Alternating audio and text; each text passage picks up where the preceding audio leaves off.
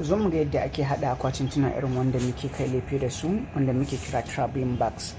Nan shine yadda ake sa robot ta kumbura a molding ɗinta, sannan robot ya biya yanke ta, wanda dukkan mu ma'anan za mu iya yi idan muka samu cikakkun kayan aiki da zil ɗin yin production, musamman arewacin Najeriya. Wannan shine samfuran su akwatittukan da already aka riga aka sassaka, kun gan su different size, kananu da manya. Wannan kananun shine yawancin wayanda muke saka sarkoki yayin kai lefe. So wannan kun ga nan warehouse ne inda ake storing din su yayin production, idan an gama ko kuma kafin a karasa inda production line din. Kun ga nan babban kamfani ne a China. Nan idan sun gama production din ne haka za a dauke su aka kai kasashe daban-daban. Ku biyo mu ga yadda suke bi step by step wajen yin wannan aiki. Wannan kun ga da farko wannan irin yadukan da ake sawa ne a ciki, ake samun irin female workers, wato ma'aikata mata, kuma dukansu ba wasu sun yi karatu ba, irin dai dinki ne da muka saba yi haka, wannan na gida. Su kun ga muna da experience mutane wanda duk sun yi irin wannan dinke-dinke, za su zauna su dinka, sa mata zip da aljihuna na cikin jakar duka. So kun gan su nan duka ɗaya bayan ɗaya. Sannan idan an gama wannan za a zo a sa a cikin mashin ne inda zai rinda buga wannan mold ɗin. Kun ga wannan ita ake cewa blower plastic industry. Za ta huro ita wannan roba ɗin ne ta kumbura ta, wanda kuma a ƙarƙashi akwai mold wanda shi zai bata shape ɗin da ake bukata. Kun gani zai yi ta gida-gida yadda ake bukata.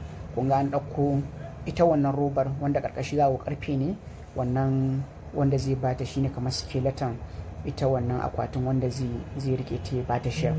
Sannan sai a kai ta zuwa process na gaba inda za a hula, inda za a saka taya da kuma ragowar inda za a sa su mariki da sauransu. So kun ga shi yanzu wannan mashin din shi kuma laser ce, ko kuma in ce driller wacce take bubula duk inda za a sa su mariki da taya da kuma inda ba za a amfani da shi ba. Haka za ta bi shi ɗaya bayan ɗaya ta yanke inda ba za a amfani da shi ba, wanda ko da ba mu da irin wa'annan machines din wanda ake cewa high end technologies, ko da ba mu da shi, duk wannan abu ne wanda ba zai gagare mu yi shi da hannu ba, inda akwai zil din. Sannan kuma yan kasuwan mu already mun san suna da karfin jari, ba wani abu ne na tashin hankali da ake bukata ba. So kun ga bayan an gama yankewa, shi kuma na gaba shine wanda zai rinda sassaka taya, wanda su kuma kamfanin ba lalle shi zai tayar ba ma, akwai kamfanin da already shi kuma wannan tayoyin yake yi. Za a zo a ɗauko su siya, su rinda sa su haka ɗaya bayan ɗaya. So kun ga wannan screwdriver ne haka yana screwing ɗin wa'annan tayoyin, da su handle ne, duk da abin da ya kama na jikin wannan akwatin za a bi shi ɗaya bayan ɗaya ana sassakawa. Ta kun ga yanzu haka a hankula yana sassaka handle marki kenan. Kuma already kuna gani different color suke yansu, is depend da wanda ake bukata. Bacin an saka marki da karami da babba irin wanda ake jawowa kan ana jan akwatin, kun gan shi. So shine wanda ake amfani da shi. So duk dai wannan bidiyon idan kun fahimci ni inda na dosa, za ku ga ina bawa matasanmu ne da 'yan kasuwan zil din cewa duk wannan abubuwan ba wasu kayan gabas ba ne, abubuwa ne wanda duk za mu iya su, tunda muna da masu karatun, kuma muna da yawan mutanen wanda ake cewa human capital, wa'anda already jira suke ka zo ka dora su akan hanya, ka ba su aikin da za su. So kun gani wannan ita matar wanda wannan ɗinkin da nace muku suna yi tun ɗazu. So idan an gama za a kawo musu sassa shi ciki, kun gani suna yi yankewa da almakashi, sannan sa gam su mammanne ta ƙasa. Ita aikin ta kenan, kawai bacin an gama ɗinki ta sassa ta tura su gaba. Haka shi ma wanda zai aiki na gaba zai zo ya nasa aikin, kamar yadda maga wancan shi aikinsa kawai ya sa handles ya babbula. Ta kuma wata tana nan ita aikinta kawai ta saka zip ta yi ɗinki kamar yadda kuka kalla. So shi kuma wannan kun ga wannan zip ɗin da aka ɗinka haka zai zo sassa su ɗaya bayan ɗaya ya shigar da shi. Wannan dushi ake cewa mai level distribution. It means kowa akwai tsarin yadda zai aiki ta yadda zai ba shi damar kwarewa akan aikinsa, saboda wannan abin kawai ya iya, kuma kowa zai taimaka dan uwansa ne wurin aiwatar da wannan project din ko an yi wannan aikin. So kun gani shi ma nan gashi ne yana aikinsa, yana tabbatarwa da wannan zip din da aka sa shi kuma ya bi shi da machines ko kuma in ce keken ɗinki, ya bi shi ya ɗinke shi.